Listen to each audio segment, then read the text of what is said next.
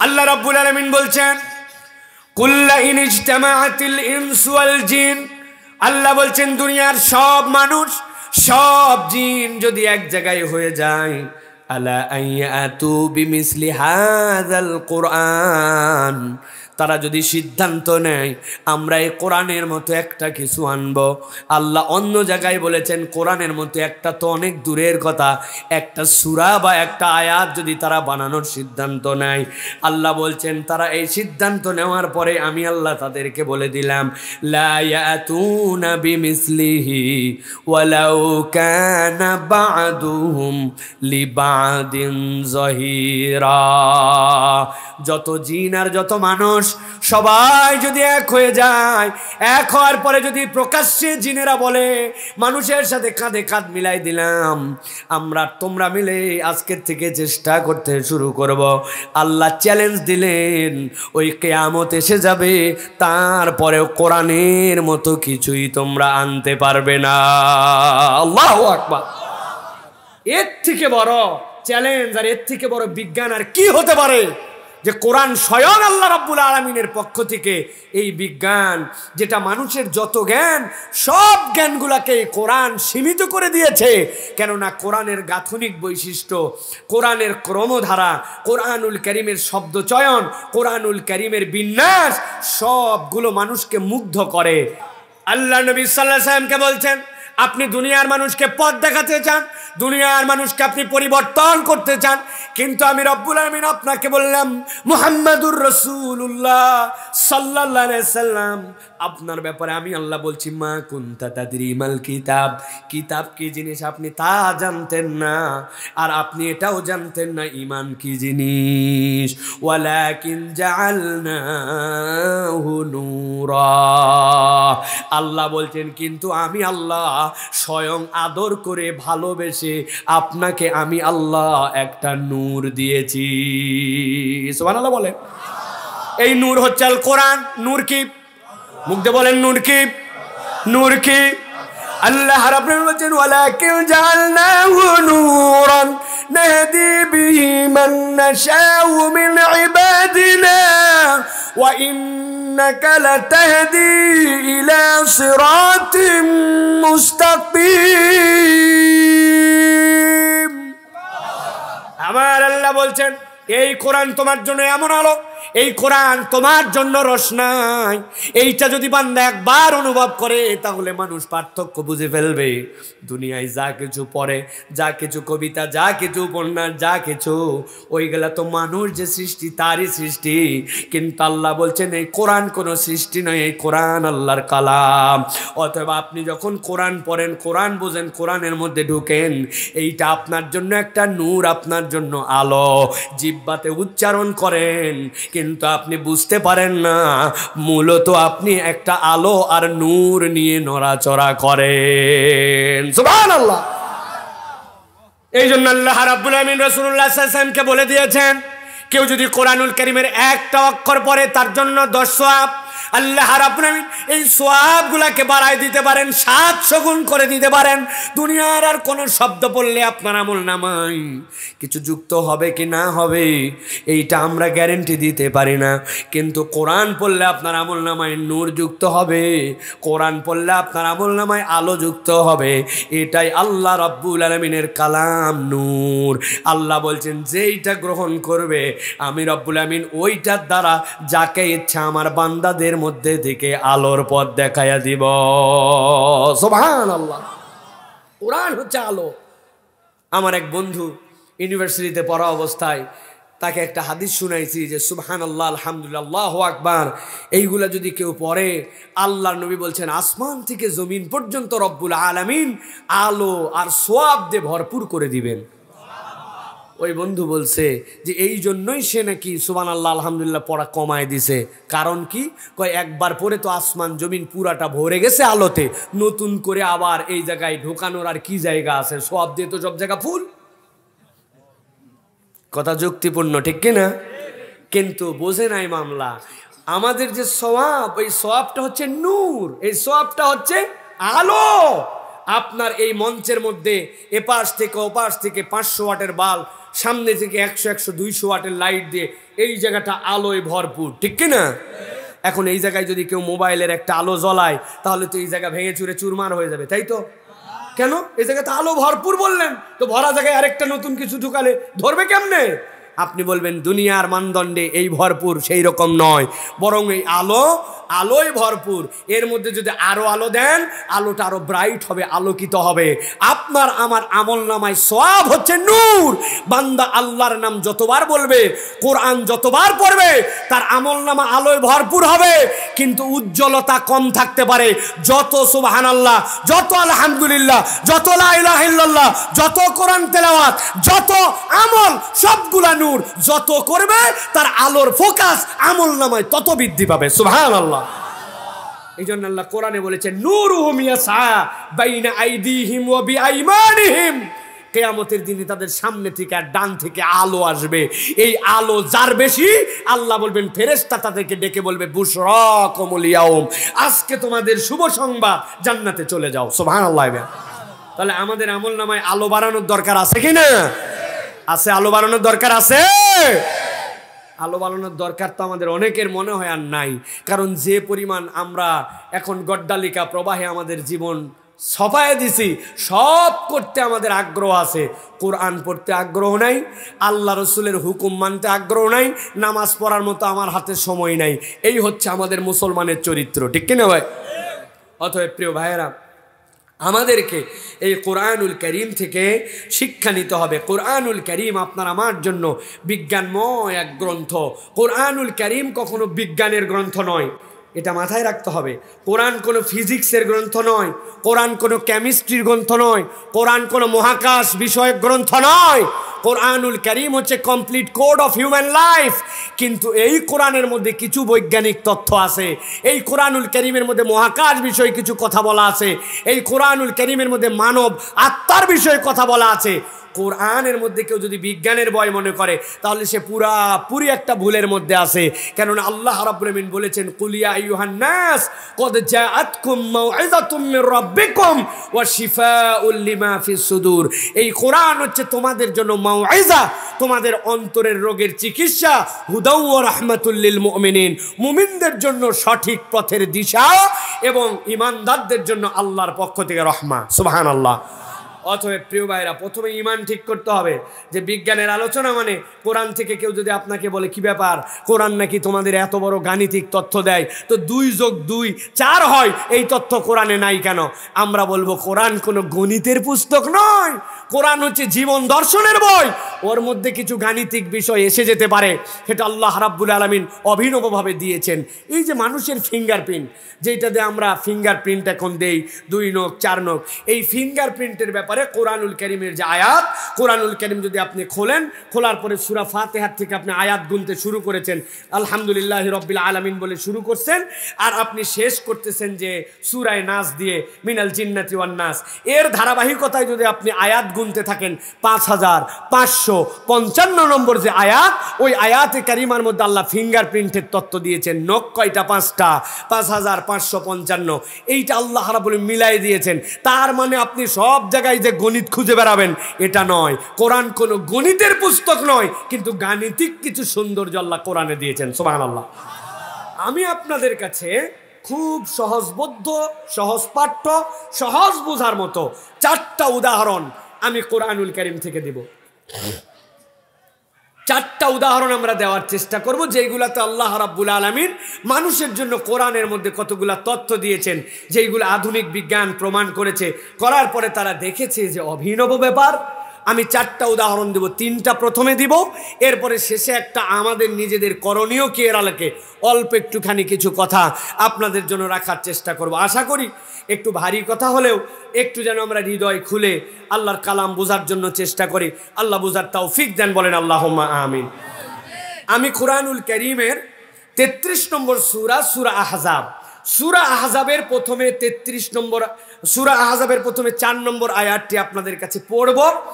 এরপরে এই আয়াতে কারিমার আগে পিছে মিলায়ে আল্লাহ রাব্বুল আলামিন কি চমৎকার ছোট্ট একটু কিছু কথা দিয়েছেন, যেটা আমরা একটু চিন্তা করলে আমাদের মধ্যে আমরা মিল খুঁজে পাবো যে রব্বুল আলামিন কি অভিনবভাবে এই কথার মধ্যে একটা সৌন্দর্য ঢুকিয়েছেন।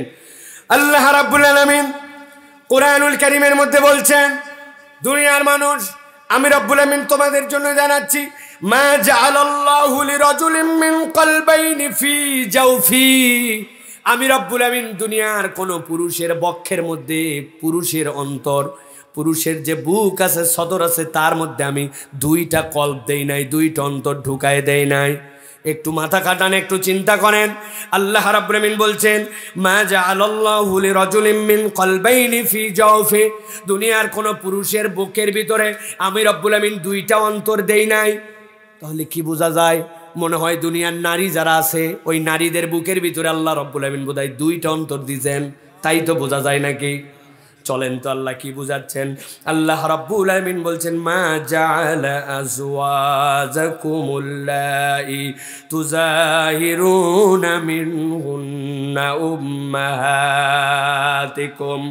তোমাদেরকে রব্বুল আলামিন তোমাদের মুখ দিয়ে নিশ্চিত কতগুলা কথা তোমরা মাঝে মাঝে বলে বসো, এইগুলা তোমাদের জন্য ভুল কথা, কিন্তু তোমরা বলো রাগের মাথায় অনেক সময় নিজের বউকে, নিজের স্ত্রীকে অনেক সময় মায়ের সাথে তোমরা তুলনা করো। এইটাকে কোরআন হাদিসের পরিভাষায় জিহার বলা হয়। আল্লাহ বলছেন এইটা মুখের ভাষায় তোমরা করো যদিও, কিন্তু তোমাদের স্ত্রী কখনো মায়ের তুল্য হতে পারে না, এই কথা তোমরা বলতে পারো না। আল্লাহ এরপরে বলছেন, ওয়া মা জাআলা আদিয়াকুম আবনাআকুম। তোমরা অনেক সময় অনেক বাচ্চা কাচ্চাকে নিয়ে প্রতিপালন করো, তোমাদের নিজের পালক সন্তান তারা হয়, কিন্তু অনেকেই বলে পালক সন্তান নিজের সন্তানের মতো হয়। নয়, আল্লাহ বলছেন কখনোই পালক পুত্র নিজের সন্তানের মতো হতে পারে না। ভালো করে খেয়াল করেন, আল্লাহ প্রথম আয়াতের মধ্যে বলে দিয়েছেন পুরুষের অন্তর আল্লাহ এক বক্ষের মধ্যে দুইটা দেন নাই। এরপরে আল্লাহ বলছেন তোমার মায়ের সাথে স্ত্রীর তুলনায় জিহার, এইটা তোমরা করো, এইটা ভুল। তোমাদের পালক সন্তানগুলোকে তোমরা অনেক সময় মনে করো যে নিজের মতো। আল্লাহ বলছেন পালক তো পালকই, পালক কখনো নিজের সন্তান হতে পারে না। আল্লাহ এরপরে বলছেন, ওয়াল্লাহু ইয়াকুলুল হক ওয়া হুয়া ইয়াহদিস সাবিল যালিকুম কাউলুকুম বিআফওয়াহিকুম। আল্লাহ বলছেন এই কথাগুলি যেইগুলা তোমরা বলো, এইগুলা তোমাদের মুখের কথা, এইগুলা কোনো প্রামাণিক কথা নয়। আর আল্লাহ বলছেন ওয়াল্লাহু ইয়াকুলুল হক, আল্লাহ বলছেন আল্লাহ কেবল হক কথা বলেন। ওয়া হুয়া ইয়াহদিস সাবিল, তিনি রব্বুল আলামিন তোমাদেরকে পথ দেখান। দুইটা উদাহরণ মনে রাখেন। আল্লাহ রাব্বুল আলামিন বললেন তোমাদের যেইগুলা পালক পুত্র কখনো নিজের নয়। কথা ঠিক কিনা ভাই? জোরে বলেন কথা ঠিক কিনা? কিন্তু দুনিয়ার মানুষ অনেক সময় বলে কিনা, পরিচয় দেয় না, দত্তক নিয়ে আসছে তাকে, তার কাছে বড় করছে, বলে আমারই ছেলে। আল্লাহ বলছেন এটা তোমাদের মুখের কথা, কিন্তু আসলে কখনো পালক সন্তান তোমার নিজের সন্তান হতে পারে না। আল্লাহ বলছেন অনেক সময় রাগের মাথায় তোমরা স্ত্রীকে বলো তুই তো আমার মায়ের মতো হয়েছিস রে। এই কথা তোমরা মুখের কথা বলো, স্ত্রী কখনো মায়ের মতো হতে পারে না। কিন্তু আল্লাহ বলছেন আল্লাহ যা বলেন তা হক বলেন। আল্লাহ কি বলেছেন? আল্লাহ বলছেন মা জাআলাল্লাহু লিরাজুলিন মিন কলবাইনি ফি জাওফি। আল্লাহ কোন পুরুষের বক্ষের মধ্যে দুইটা অন্তর দেন নাই। প্রথমে আপনাদের কাছে জিজ্ঞাসা করেছিলাম তাহলে কি নারীর বক্ষের মধ্যে, নারীর ভিতরে আল্লাহ রাব্বুল আলামিন দুইটা অন্তর দিয়েছেন নাকি? এই আয়াতে কারিমা গবেষণা করে মুফাসসিরিনে কেরাম বলছেন দুনিয়ার মানুষ আল্লাহ এই জায়গাতে অভিনব দুইটা শব্দ ব্যবহার করেছেন। একটা আল্লাহ রাব্বুল আলামিন রজুল বলেছেন, আল্লাহ রজুল না বলে যদি ইনসান বলতেন তাহলে সব মানুষের ক্ষেত্রে আল্লাহ বলতে পারতেন আল্লাহ মানুষের বুকের ভিতরে দুইটা অন্তর দেন নাই। কিন্তু আল্লাহ রাব্বুল আমিন মানুষ শব্দ ব্যবহার করেন নাই, আল্লাহ রাব্বুল আমিন এখানে রজুল ব্যবহার করছেন। কারণ কি? মুফাসসিররা বলছেন আল্লাহ যদি ইনসান ব্যবহার করতেন তাহলে কখনো না কখনো এই কথা উঠতো। অনেক নারী তো সন্তান সম্ভবা হয়, পেটের মধ্যে তার একটা সন্তান থাকে, ওই পেটের সন্তানটা যেই না 40 দিন পার হয় রব্বুল আমিন তার মধ্যে তো রুহু ফুঁকে দেন। তাহলে একটা নারীর ভিতরে তো অনেক সময় দুইটা রুহু থাকে, কিন্তু কোন পুরুষ তো সন্তান ধারণ করতে পারে না। এই জন্য আল্লাহ কোরআনের মধ্যে বলছেন কোন পুরুষের বক্ষস্থিতের ভিতরে রব্বুল আমিন দুই কল্প দেন নাই, কিন্তু অনেক মা যখন গর্ভধারণ করে তার ভিতরে তো দুইটা রুহু থাকে। সুবহানাল্লাহ, সুবহানাল্লাহ। কত সূক্ষ্ম কথা! আল্লাহ রাব্বুল আমিন যদি বলতেন যে আল্লাহ রাব্বুল আলামিন মা জাআলাল্লাহু লিইনসানিন মিন কলবাইনি ফি জাওফি, দুনিয়ার মানুষের ভিতরে আল্লাহ দুইটা রূহ ঢুকাই দেন নাই। এইটা বললে তো ইনসানের ভিতরে তো ছেলেও আছে মেয়েও আছে, কিন্তু আল্লাহ বলছেন কোন পুরুষের ভিতরে আল্লাহ দুইটা জওফের ভিতরে দুইটা কল্ব দেন নাই। কিন্তু অনেক নারী যে সন্তান গর্ভধারণ করে তার পেটের মধ্যে তার সন্তানের রূহ থাকে, তারটাও থাকে, তাহলে তো আল্লাহর কালাম ভিন্ন রকম হয়ে যেত। রব্বুল আলামিন এই যে চমৎকার কথার বিজ্ঞান ঢুকিয়েছেন, প্রত্যেকটা কথা শব্দমালা পর্যন্ত কোরআনুল কারীমের মধ্যে বিস্ময়। সুবহানাল্লাহ। এখন ব্যতিক্রম হতে পারে কোনো পুরুষ যদি আধুনিক বিজ্ঞানে ধারণা করে সে যদি পেটের মধ্যে বাচ্চা ধারণ করার মতো কার্যক্রম গ্রহণ করে, এটা ন্যাচারাল নয়, এটা কৃত্রিম।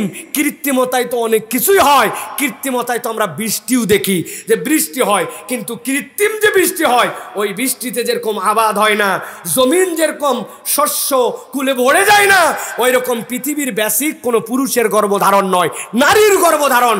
নারীর গর্ভধারণে দুইটা রূহ তার পেটে থাকতে পারে, কিন্তু পুরুষের নাই।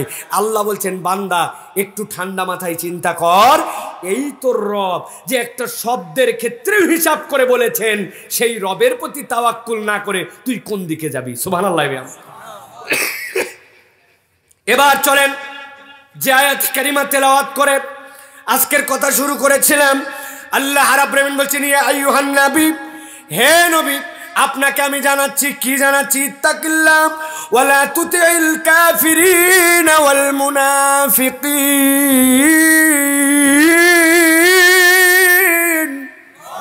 হে রাসূল আপনাকে বললাম, আপনি যদি ভয় করতে হয় আপনার আল্লাহকে ভয় করেন। আপনি কখনো কোনো কাফের আর কোনো মুনাফিকের দিকে আপনি মুখাপেক্ষী হবেন না।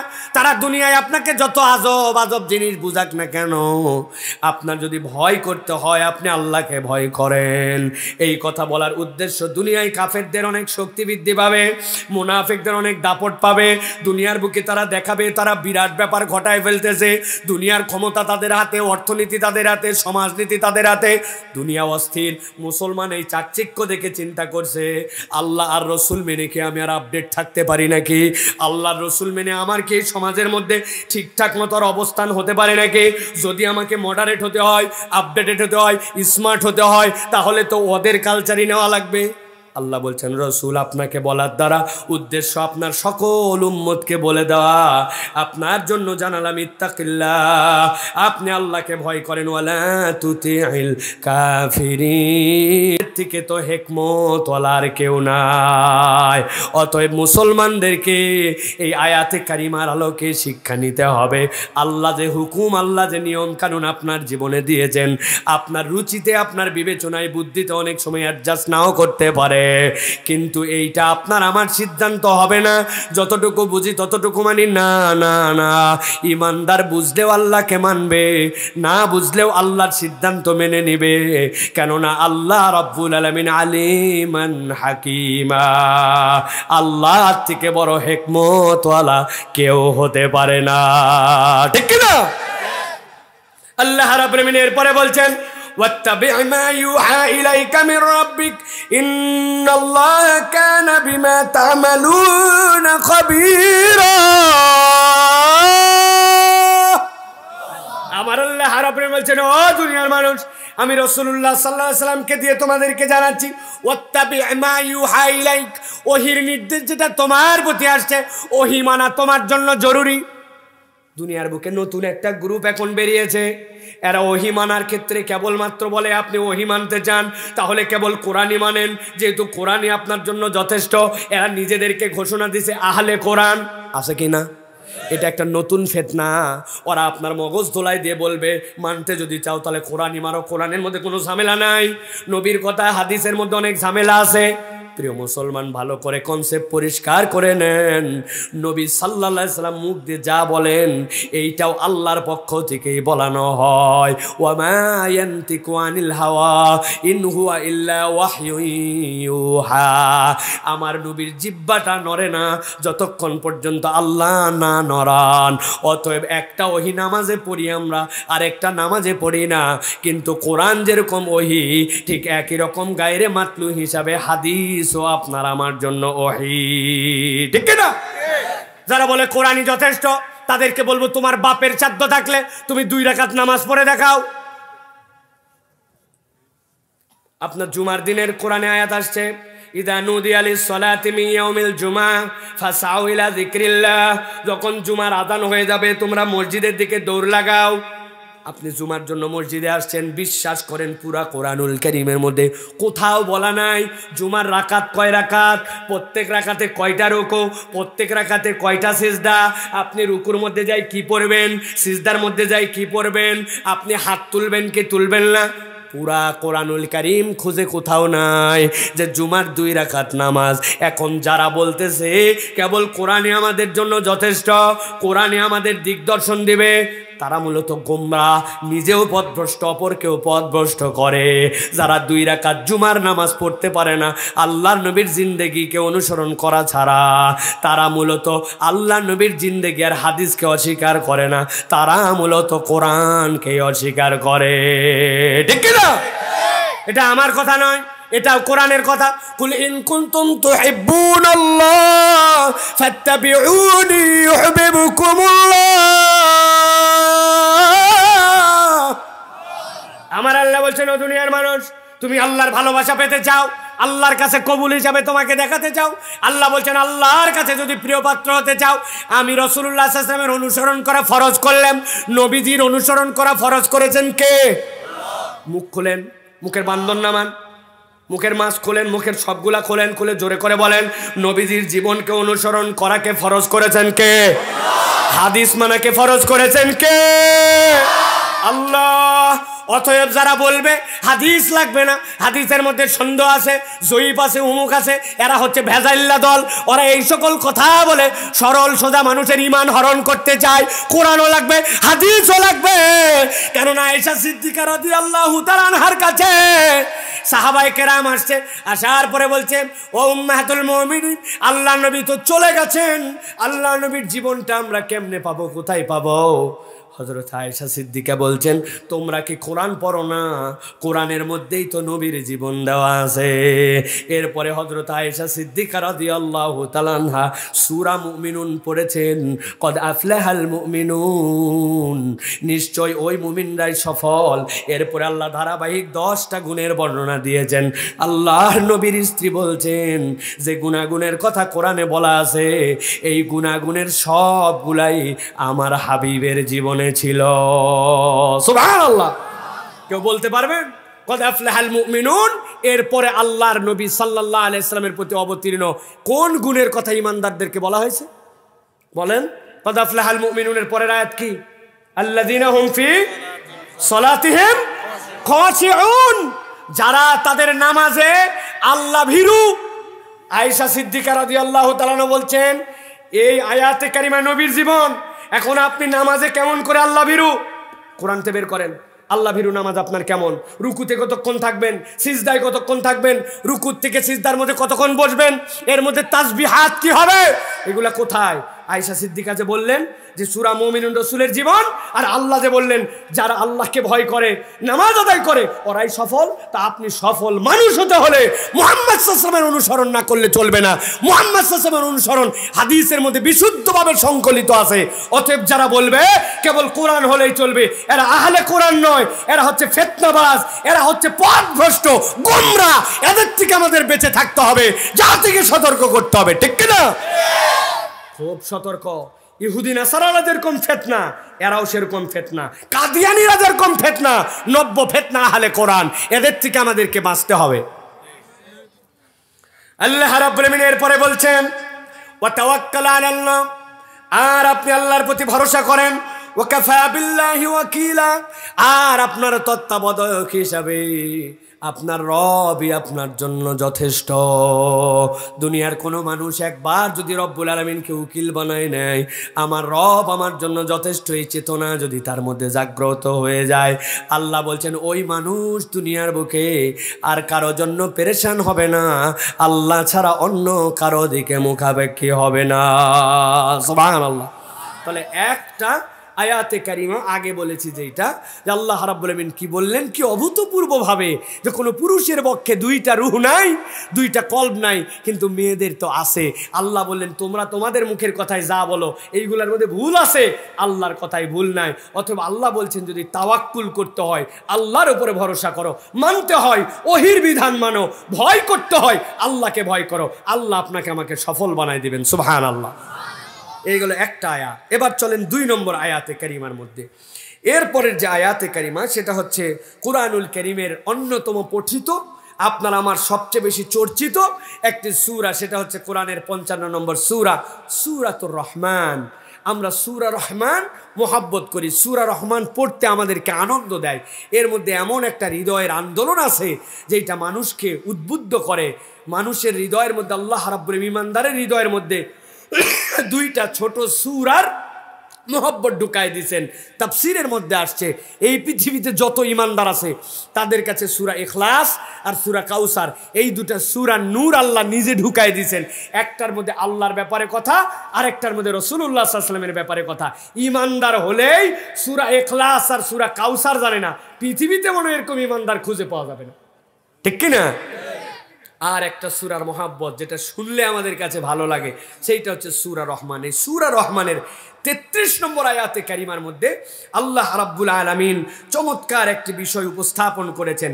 সেটা হচ্ছে যে এই পৃথিবী আমরা আমাদের ধারণার মধ্যে যা নেই, এই ধারণার ব্যাপ্তির থেকেও এই পৃথিবী যে কত বড়, আল্লাহ একটা চ্যালেঞ্জ দিয়েছিলেন। অনেকে মনে করেছিল এই চ্যালেঞ্জটা বোধহয় উত্তরানো সম্ভব। দেখি তো আল্লাহ কি বলছেন। আল্লাহ রাব্বুল আলামিন বলছেন, ইয়া মা'শারাল জিন্নি ওয়াল ইনস ইন ইসতাতা'তুম আন তানফুযু মিন আকতারিস সামাওয়াতি ওয়াল আরদ ফানফুযু লা তানফুযুনা ইল্লা বিসুলতান। আল্লাহ বলছেন, ও মানবকুল, ও জিনদল, আমি আল্লাহ তোমাদেরকে বললাম তোমরা যদি আল্লাহ রাব্বুল আমিনের এই যে দুনিয়া মনে যদি করো এই দুনিয়ার বাহিরে চলে যাবে, দুনিয়া ভেদ করে চলে যাবে। আল্লাহ বলছেন লা তানফুযুন, কল্পনার মধ্যে তোমরা নিতে পারবে না, এই দুনিয়া ভেদ করে তোমাদের বাহিরে চলে যাওয়ার সম্ভব নয়। কেননা এই দুনিয়া ভেদ করে বাহিরে যাওয়ার জন্য যেই শক্তি লাগবে, আল্লাহ বলছেন ইল্লা বিসুলতান, তোমাদের কাছে এই শক্তিটা নাই। আমরা এই দুনিয়ার ব্যাপারে ধারণাই বুঝতাম না। কোরআনুল কারীম খুললাম, আমরা খোলার পরে সূরা ফাতিহা পড়তে শুরু করলাম। সূরা ফাতিহার মধ্যে আল্লাহ রাব্বুল আমিন নিজের পরিচয় দিয়েছেন, আলহামদুলিল্লাহি রাব্বিল আলামিন।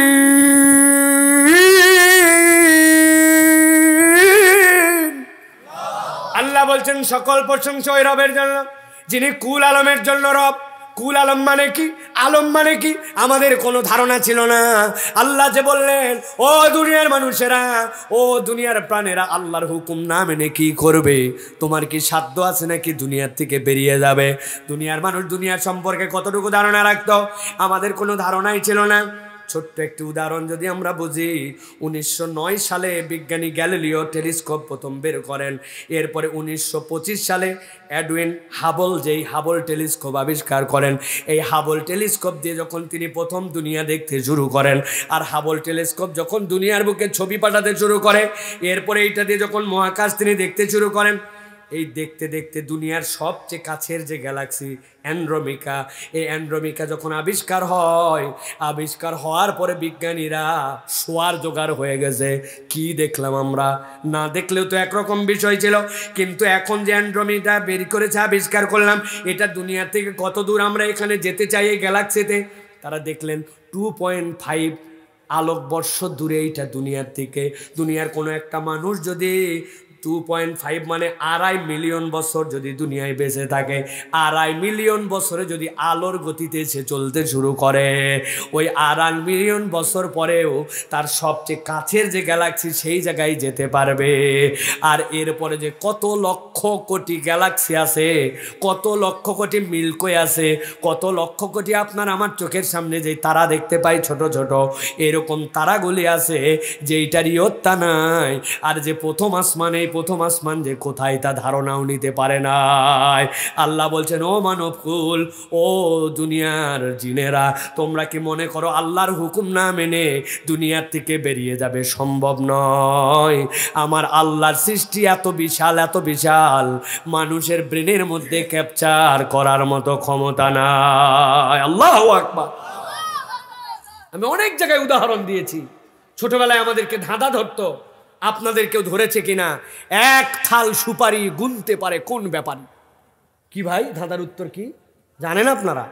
ওই যে একজন বলছে সুপারি আপনারা আমার জন্য তারা, তারা এক থালা সুপারি গুনতে পারে কোন ব্যাপারী? মানে আসমানটা একটা প্লেট, আর এর মধ্যে আপনার সুপারি রাখা আছে। এই তারাগুলো এত ছোট, কিন্তু বিজ্ঞান বলতেছে তারা যখন এই দেখতে শুরু করলে হাবল টেলিস্কোপ দিয়ে তারাগুলা, তারা বিস্ময়ে হতবাক হয়ে গেছে যে একটা দুনিয়ার তুলনায় 13 লক্ষ গুণ বড় সূর্য, এরকম 13,000 সূর্য যদি এক জায়গায় করা হয় আর একটা তারার মধ্যে যদি ফেলে দেওয়া হয়, এক একটা তারা এত বড়, আপনার 10 বিঘা পুকুরে যদি একটা মার্বেল ফেলে দেন, যেরকম পুকুর জানবেই না, 10 বিঘা পুকুর একটা মার্বেল পড়লো, একটা তারা এত বড়, এত বড়, এত বড় যে ওই তারার মধ্যে 13 লক্ষ সূর্য ফেলে দিলে খবরই হবে না যে এতগুলা সূর্য তার মধ্যে পড়েছে। সুবহানাল্লাহ। তারা বলছেন এই তারাগুলা যখন চলে, চলতে চলতে তারা দেখলেন কোথায় যে যেন এই তারাগুলো টপ করে পড়ে হারায় যায়। অবাক হয়ে গেল, এত বড় তারা কোথায় হারায়? তারা খোঁজ করে দেখছেন এইগুলা হচ্ছে সেই ব্ল্যাক হোল, যেই তারা 1000 কোটি সূর্য খেয়ে ফেলতে পারে, সেই তারা প্রত্যেক দিন দেখতে দেখতে হারায়, আর কোনো দিন খুঁজে পাওয়া যায় না। এরকম কত মিলিয়ন মিলিয়ন তারা হারায় যায় প্রতিদিন। তাহলে যেই বিস্ময়কর জগৎ এইটা, আল্লাহ বলছেন ইয়া মাশারাল জিন্নি ওয়াল ইনস ইন ইসতাতাতুম আন তানফুযু মিন আকতারিস সামাওয়াতি ওয়াল আরদ, তোমরা কি আসমানের সীমা অতিক্রম করে বের হয়ে যাবে ভাবছো? আল্লাহ বলছেন না, পারবে না তোমরা এটা, কেননা তোমাদের সেই শক্তি নাই। অতএব চূড়ান্ত রব সেই শক্তিমান আল্লাহ, এটা এমনি এমনি বলেন নাই বিজ্ঞানের তথ্য দেওয়ার জন্য, মানুষ যেন বিজ্ঞান গবেষণা করে এই জন্য নয়। আল্লাহ বুঝাতে চান সেই রব তার আদেশ নিষেধের কাছে তুমি গোলামকে মাথা নিচু করতে বলছে, তুমি রব ছাড়া কোন দিকে যাও? সুবহানাল্লাহ। তাহলে প্রিয় ভাইয়েরা, এই যে বিজ্ঞান, এই যে আবিষ্কার আমরা দেখতে পাচ্ছি, এগুলা মাঝে মাঝে একটু চিন্তা করবেন, মাঝে মাঝে একটু ভাববেন। ভাবনার জগৎকে যদি উন্মোচিত করেন, তাহলে কেবল কোরআন হাদিস পড়ে আলহামদুলিল্লাহ আল্লাহু আকবার বলতে হয় না, কোরআন হাদিস পড়েই কেবল সিজদায় যেতে হয় না। বান্দা আল্লাহর চিন্তা, সৃষ্টি নিয়ে চিন্তা করলে সিজদায় পড়ে যেতে বাধ্য, ঠিক কি না? প্রিয় ভাইয়েরা, আমি উদাহরণ দেই, অনেক সময় গরুর বাছুর হয়। আপনাদের এলাকায় গরুর বাছুর হওয়া দেখছেন আপনারা ভাই? গরুর বাছুর মায়ের পেটের থেকে হলো, হওয়ার পরে পুরা গা আঠালো, তার জন্য কোনো ক্লিনিক নাই, কোনো কিচ্ছু নাই, মাটির মধ্যে ধাপ করে পড়ে গেল, এরপরে হইল ল্যালপা গোটা গা। গরুর বাছুরটার দিকে একটু তাকান, ওই গরুর বাছুর শুয়ে আছে, আল্লাহর পক্ষ থেকে তার কাছে তখন বার্তা আসতে শুরু করে, আয় বাছুর উঠ উঠ, তোর কি খালা আছে, ফুবু আছে নাকি যে তোরে কোলে তুলবে, আদর করবে, মুছবে?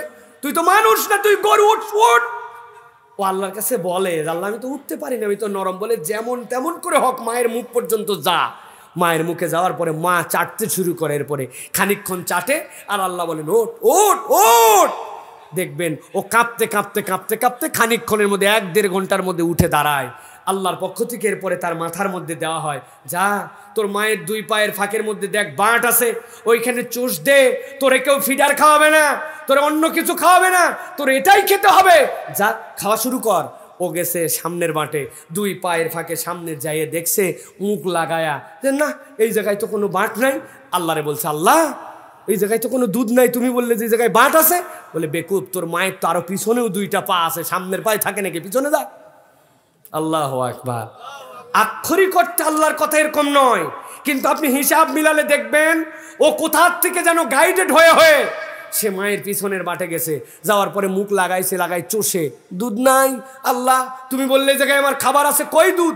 আল্লাহ বলতেছেন তুই না তোর মায়ের প্রথম সন্তান, অতএব এত তাড়াতাড়ি দুধ পাবি কোথায়? 2-1 টান দে আর 2-1 ঘুতা মার, তাছাড়া দুধ আসবে না। দেখবেন গরুর বাছুর তখন চুক চুক চুক চুক চুক মারে না? দেখছেন অনেক, কিন্তু ভাবেন নাই। ও যখন ধাক্কা দেয় মায়ের সাথে কানেকশন হয়, মায়ের সাথে কানেকশন হয়, আস্তে আস্তে করে দুধ আসতে শুরু করে, তার মুখে দুধ চলে আসে।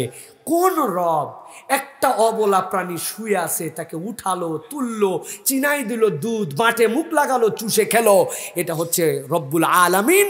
তিনি হচ্ছেন তাবৎ জগতের রব। কোন বান্দা যদি গরুর দুধ খাওয়া দেখে, ওই বান্দার সিজদায় মাথা অবনত হয়ে যাবে, ঠিক কিনা? ধান লাগান না, ধান কেমনে ধান লাগান? ধান নিয়ে যান মাঠের মধ্যে বুনে দিলেন, ছিটাই দিলেন, হয়ে গেল না। ধান লাগানোর জন্য আগে একটা বেড বানাতে হয়। কোনোদিন ভাবেন না আপনি। আল্লাহ কোরআনে বলছেন ফালিয়ানজুরিল ইনসান ইলা তুআমি, তাকায় দেখ তোর খাবারের দিকে তাকা। আপনি একটা সুন্দর বেড বানাইছেন, নরম মাটি, ধানগুলা নিয়ে আসছেন, আনার পরে এরকম করে ছিটাই দিচ্ছেন, আগের দিন ভিজিয়ে রেখেছেন। একটু জিজ্ঞাসা করে বুঝে থাকলে উত্তর দেন। আপনি যখন ধানের চারার জন্য বেডের মধ্যে ধানের চারা ছিটাচ্ছেন, ধানের চারাগুলি, ধানগুলি ছিটিয়ে দেওয়ার পরে যেদিক সেদিক থেকে মুখ আর যেদিক সেদিক থেকে শিকড় উঠে না? শিকড় উঠার জন্য তার গোড়ার দিক আছে, যেটার সাথে তার সংযোগ ছিল, লেগেছিল ডালের সাথে, আর মাথার দিক থেকে পাতা গজায়, ঠিক কিনা? কিন্তু আপনি যে 10 কেজি ধান বুনে দিলেন, কোনো সময় কল্পনা করছেন যে ধানগুলা যেন ঠিক মতো পড়ে, গোড়াটা গোড়া, উপরটা যেন উপরে, একটা যেন এদিক ওদিক না হয়। আপনি তো উদাম পাদাম ছিটাই দিয়ে আসছেন, 5%ও ঠিক মতো পড়ে নাই, কোনোটা উপর, কোনোটা কাইট, কোনোটা চিত। কিন্তু মাত্র 24 ঘন্টা, 24 ঘন্টার মধ্যে সব শিকড়গুলা নিচের দিকে চলে গেল, সব কুশিগুলা উপর দিকে গজাই দিল। আল্লাহু আকবার! কোন রব এটা করলেন? কে আপনার জন্য এটা করে দিল? আপনি তো মনে করছেন আমার জমি, আমার পানি, আমার সার, উঠবি না মানে? এত সোজা না। রব্বুল আলামিন আপনার জন্য এই নিরবিচ্ছিন্ন রব হিসাবে আপনাকে এইটা করছেন। আল্লাহ বলছেন ইয়া মাশারাল জিন্নি ওয়াল ইনস ইন ইসতাতাতুম আন তানফুযু মিন আকতারিস সামাওয়াতি ওয়াল আরদ, তুমি কি আসমান জমিন ভেদ করে বেরিয়ে যাবে? সম্ভব নয়। অথচ তোমার রবকে মেনে নিয়ে তুমি মাথা নিচু করো, আমি রব্বুল আলামিন তোমার জন্য যথেষ্ট হব। সুবহানাল্লাহ। অতএব প্রিয় ভাইয়েরা, আল্লাহকে মানার জন্য হৃদয়কে জাগ্রত করতে হয়। কত উদাহরণ আমার কাছে আছে। এই যে আপনার বাড়ির পাশে ইউক্যালিপটাস গাছ, তাল গাছ, খেজুর গাছ দেখছেন? আপনার বাড়ি 4 তালা, 4 তালার উপরে একটা 1000 লিটারের ট্যাঙ্কি বসাইছেন, নিচ তলায় একটা মেশিন লাগানো আছে না? প্রথম কয়দিন মেশিন তো শ করে পানি উঠাইছে, 6 মাস যেতে না যেতে মেশিনের শব্দ পরিবর্তন হয়েছে। এখন মেশিন আর শ নাই, এখন মেশিন হয়েছে আছে না? শব্দে ঠেলায় বিরক্ত। নিচতলার লোক বলছে তাড়াতাড়ি মেশিন বন্ধ করো, বলছে ভাব মারবেন না, নিচতলার পানি কোত্থেকে আসে? নিচের পানি উপরে যায়, তারপরে আপনি পানি পান। শব্দে বিরক্ত হলে বাড়ি ছাড়েন, ঠিক কিনা? আপনার 1 বছর যাওয়ার পরে মেশিন আর খ্যা করে না, তখন বিরক্তের বাজার, ঠিক কিনা? একটু কল্পনা করেন ভাই, 4 তলার উপরে 1000 লিটারের একটা ট্যাঙ্কি ভরানোর জন্য আপনার মেশিন 1 বছর এরকম শব্দ করে। কিন্তু আপনার বাড়ির ধারে যে গাছটা, ওই গাছটার বয়স 10 বছর 20 বছর, ও তো পানি নেয়। কিভাবে নেয়? ওই সালোক সংশ্লেষণ প্রক্রিয়ায় উপরের সূর্য সবুজ পাতা তার থেকে সেখান থেকে রেগুলা নেয়, আর নিচে শিকড়, ওই শিকড় থেকে মাটির নিচ থেকে পানি নেয়। এর ভিতরেও একটা মেশিনিক কারবার আছে, যেটা হয়তো আপনার আমার মুখের ভাষায় যে মেশিন, চোখের ভাষায় মেশিন এরকম নয়, কিন্তু ওই উপরে 10 তলা 8 তলা উপরের সবুজ পাতাটুকু নিচ থেকে পানি তুলে তুলে খাচ্ছে সালোক সংশ্লেষণ প্রক্রিয়ায়। কোনোদিন মনে হলো না যে এর ভিতরের মেশিন তো এত শব্দ করে, গাছ কাইটা হালা, বাড়ির ধারে গাছ রাখার দরকার নেই, বয়স হয়ে গেছে, শব্দের ঠেলায় বাঁচি না। কোনোদিন এই শব্দ হলো না। কি সূক্ষ্ম মেশিন, কি সূক্ষ্ম কারিশমা সেই রব্বুল আলামিন সৃষ্টি করেছেন। অতএব আল্লাহকে সিজদা দিতে হলে খালি কোরআন আর ওয়াজ লাগে না, একটু শুয়ে শুয়ে চিন্তা করলেও এই মাথাটা আল্লাহর সিজদায় অবনত হয়, ঠিক কিনা?